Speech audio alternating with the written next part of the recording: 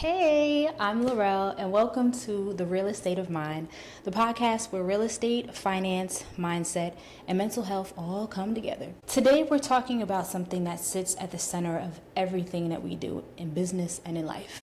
Connection. Recently, I went to the Sistas In Sales conference and had a phenomenal time, y'all. It was amazing. But one panel in particular stood out to me. It was a group of directors and VPs, talking about the power of connecting with their clients. But the way they spoke about it, connection wasn't about pushing products or convincing someone to buy that, on a project that they were working on. It was about building real relationships, ones rooted in values, passion, and humanity. And I loved how they spoke about it because for a long time, personally, I never thought I was built for sales. It always felt like I had to try to talk someone into something that they didn't want to do. But hearing those leaders made me realize that it's not about selling. It's about connecting. And the truth is, I've been making connections my whole life and building connections my whole life. So let me ask you, what does connection mean to you? Is it being truly understood? Is it feeling like someone gets you without you having to explain? Or is it building trust that lasts beyond just one interaction? So in this episode, I want to explore what connection really looks like for me, personally and professionally, and how can I use that skill to become a thoughtful, powerful, and caring loan officer. Because at the end of the day, being able to connect with people isn't just what drives business, it's what drives trust. And trust is the foundation of ownership, wealth, and legacy. A couple of weeks ago, I attended the Sistas In Sales conference. I was invited to, but my good sister, Laura, she had a few tickets that were available from someone who sponsored some lovely women to be able to go, and it was an amazing time. Thursday was a gala when we got to listen to some phenomenal women speak. Friday and Saturday were the actual conference days. I wasn't able to stay for everything, but Friday morning I was able to attend a couple of sessions, and they were just really eye-openers. I've always been someone who loves to attend conferences or workshops and things like that because I'm able to take back so much from it. I'm taking back, networking and meeting new people, but I really sit with what anyone who's on that stage talks about. And in this particular conversation, one of the sessions that I went to, someone asked a question, but they spoke about connection and why connection is so important in sales. And for me personally, I've always really strayed away from sales. I've tried it in the past. I used to work at Hertz. And although, it's a car rental company, it's actually very, very sales heavy. I learned that if you are going into sales, there's a lot of people who start off in Hertz or whatever because you have to upsell, the cars, upsell the insurance. And I hated it. I really didn't like it. I got to drive a lot of cars. That was cool. But as far as being a salesperson, I sucked. My numbers were terrible. I was like, I need to get up out of here. I've done multi-level marketing. So I've done that in sales. Once again, didn't do too great at it, but I made a little bit of cash monies, which was cool for a time. That was really just based off of how I was placed and who else was on my team. Shout outs to my line sister Valerie. But that was another position in my life where connection was beautiful. We got to go to a lot of conferences around the country and you got to meet a lot of people and hear a lot of stories. And that was something that I felt was way more valuable to me than where I thought I could go with the company. Because after a certain point, I didn't really think I was going to be all that good, and I came to that conclusion. But either way, the conference was beautiful. We learned about connection and how important it is to, use that as your cornerstone when you're trying to build business. Sure, anyone can try to sell something or, try to convince you of something, but any successful person in the sales industry or anything that's sales related, they've realized that to gain that trust and build that relationship with the, account that they have, they need to be connected with them. They need to understand what their values are. They need to understand, what it is that they truly are looking for, and vice versa. That person who they're working with, they need to be able to trust them. So that was a beautiful conversation that I was able to sit in on, and it just really just contrasted what I used to think about sales, how I felt it was very manipulative, or you just had to kind of convince people of something. And I've never been in the space where I like to convince anyone of anything. The second I feel like I need to convince you to believe me or to like me or to want to do anything with me, I'm going to turn away. I'm not going to do that with you. So I've always felt like push myself more towards customer service roles. Like if there's something that requires me to be nurturing to someone, which is crazy because I'm not a nurturing individual, but if you need me to be of service to you, I can actually do that. I like to help people. You tell me what your problem is, I will do my best to solve that. And that's where I just leaned into because I didn't feel like sales was going to be it for me. But that helped me open my eyes. And I'm already in a space now where I am, working to become a mortgage loan officer. I will be taking my state exam in a couple of weeks. Pray for me. And I am just trying to change my mindset before I go into that because I can't go into a sales position thinking that I'm going to suck at sales or else I'm going to suck at sales. So I love that conversation and how it helped to start to shift my mind about connection and why it's important for me. So another question, or a question that I like to ask myself now. So what does connection look like for me? In my personal life, with family, with friends. So it's definitely an ongoing skill or muscle to work out because although there are times where I feel absolutely connected with the people who I love or spend a lot of time with. There's other times where I think I start to pull myself away and I want to be disconnected if I feel like I need some space or I've been, around too many people at one point in time. I'm very much, it's weird. I'm an introvert, but I'm a very extroverted introvert. So I can be around people. I've been in social settings. I have no problem speaking in front of people. I've been a performer. I've danced on stage. I've done the things.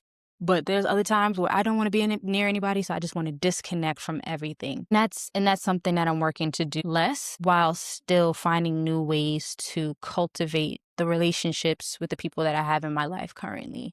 How do I have a better relationship with my best friends who are now moms?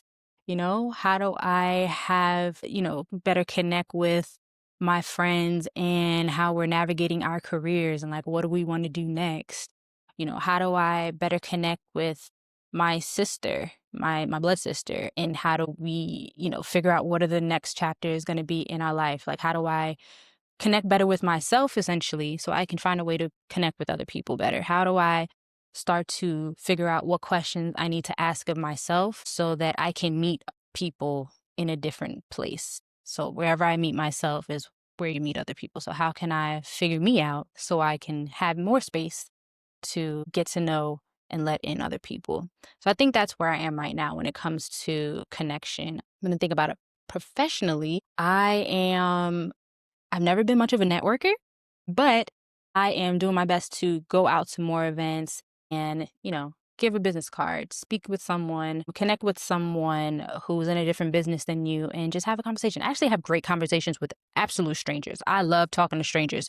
That sounds bad, but I'm an adult and I do it in a responsible way in a space that isn't public. So I'm not just talking to random strangers, but I like having conversations with new people that I've never spoken with before. So if that's, I'm out at a networking event in the city, or like even last summer, I went to Atlanta to visit my line sister. And she had me all over that town. I'm just telling you, Atlanta's not a real place, but we had a great time. But I got to meet, her friends and people she hangs out with and have real conversations with them. And I haven't spoken with them since, but that moment together where we can just just talk about anything really, just like whatever was on our mind at that moment in time and really see each other. It's so beautiful. So I don't know when's the last time anybody's had like a real thoughtful conversation with someone outside of just like, this weather's crazy. It's so humid outside. Somebody in the social media did this, or did you hear about this? Like, really, what's on your mind right now? Like, what's something that you did that was extremely interesting or something like that? I don't know what it is, but that's where I am now with connecting with people professionally. And once again, it just comes back to how do I better figure out who I am so that I can come to new people, or I can meet new people and know how to connect with them better because I know how I've been able to connect with myself. So that's what I'm looking for that. So as I mentioned, with sales, I've always leaned more towards customer service. So I've spent, a little over a decade in service roles.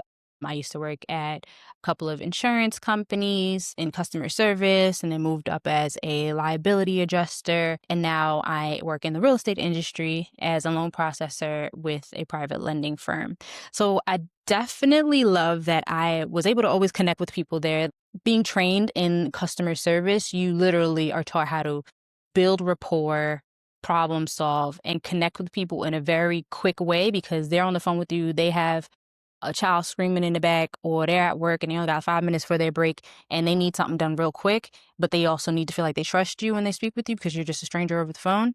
So I've been able to, connect or become friendly with someone on the phone very, very quickly. So that's always been really helpful. And that's a beautiful transferable skill that you can take anywhere. You can take with you everywhere. You can do that anywhere. I wish a lot more people had that people skill, and learned how to speak with people and not be rude. But we're all works in progress. We're all working on things. But yes, that is something that I wish everyone could have a little bit more growth in. So I'm just using that now along with everything else I've learned about the real estate industry and just be the best kind of sales professional that I could be. So a couple of insights that I would like to make now, and you can call them like a state of mind insight when it comes to connection. So I just want to walk away with, and want anyone to walk away when they listen to this or watch this. Connection is about curiosity.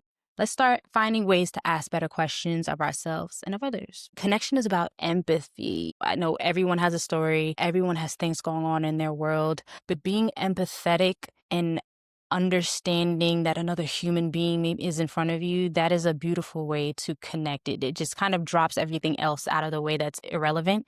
And it just reminds you that we're literally in the same space right now. We're both human beings. We're trying to figure it out. Connection is about trust. If we don't have trust, we don't have anything. I'm sure there's lots of people who understand that, who know that, and who have lived or been burned by having to figure that out. If we don't have trust, you really can't do anything with anybody. So let's find better ways to trust ourselves, have better discernment of ourselves with others, and I believe that will help us connect better with people. And connection is about a shared humanity, Your clients need to be able to see your values. They need to be able to see that you're a human being, not just a business. I know, we're there to make money or, to earn an income. We have families, we have goals, but people need to understand that they're more than just a number, just like I'm sure we individually also want to be treated that way. It's about putting ourselves back in the other seat. So a few questions that I would love to, have us ask ourselves. And these will be state of mind questions to kind of recenter ourselves throughout the week. What can I do to prepare to better connect with others? How do I tap into what home ownership means to me? Home ownership or property ownership, whichever you feel comfortable with. How can I connect with someone I've just met in a way that builds trust? What has connection already taught me about myself? How can I help my clients better understand their own needs, fears, and goals? How can we connect with our past to better shape our futures? And if I were the client, how would I want to be connected with, whether as a first-time buyer, someone refinancing, or someone inheriting a property? So these are just a few questions, to bring back with your, to take back to yourself anytime you want to sit down and just really hone in on what, if you're not sure what to do next, ask yourself a question. Literally, I ask myself questions all the time. I look like a crazy person. I talk to myself, but I'm asking myself, God within me, I don't know what the next thing to do. So the best way to figure out what to do is to ask a question so that you can get an answer. Let's ask the questions, So I'm trying to do this a little bit more. Journaling has never been something that I have been able to consistently do, but I know I get a lot out of it anytime I actually do. So I'm going to work on doing this more. So I think that's a practical tool that I'm going to put into practice. I don't know if anybody else will as well. Maybe you can do those questions that we just, that I just asked. Those can be journaling prompts. Maybe instead of just like going off and not, if you don't know what you should kind of brain dump, use a question to prompt what it is that you want to get out of you. Another tool that helps, maintain connections. And I'm sure a lot of people already know this, a CRM. Customer relationship management tool to make sure that when you speak with someone, note down what it is that you talked about. So the next time you speak with them, you can remind yourself what it was, or maybe you can follow up with them on something that's not related directly to the business that you're in. I'm going to be a loan officer and I'm following up on a certain document, but I know my last conversation with my client was that their son or daughter had like a gymnastics meet or a track meet or something like that. I might ask like, hey, how was the meet? How did they do? Like, I would love for someone to ask me that, because it reminds me that they're not just, looking to get some money from me, but they actually see me as a person. Like, things that are going on in my life matter, along with me trying to buy a house.